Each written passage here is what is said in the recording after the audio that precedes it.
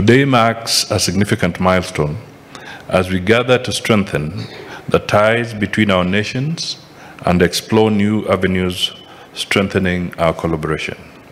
Your presence here underscores the value of deepening partnership between Kenya and Canada, and I am confident that our discussions will be mutually beneficial.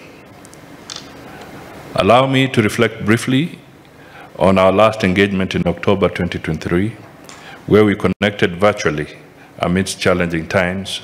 Despite the barriers, it was evident that our commitment to fostering partnerships between Canada and Africa remains solid and unwavering.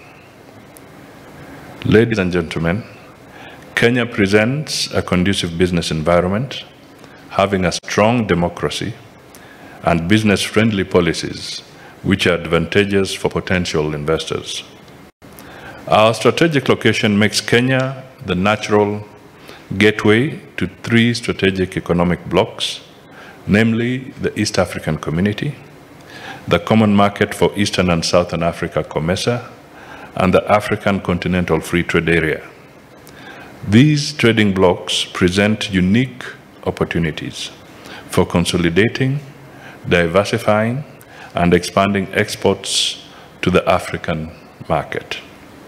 Additionally, Kenya's infrastructure, which includes the Port of Mombasa, the Lamu Port, South Sudan-Ethiopia Transport Corridor, that's the LAPSET, and Jomo Kenyatta International Airport, as well as its coastline along the Indian Ocean, guarantees effective and reliable logistics and transportation gateway to the rest of the African countries.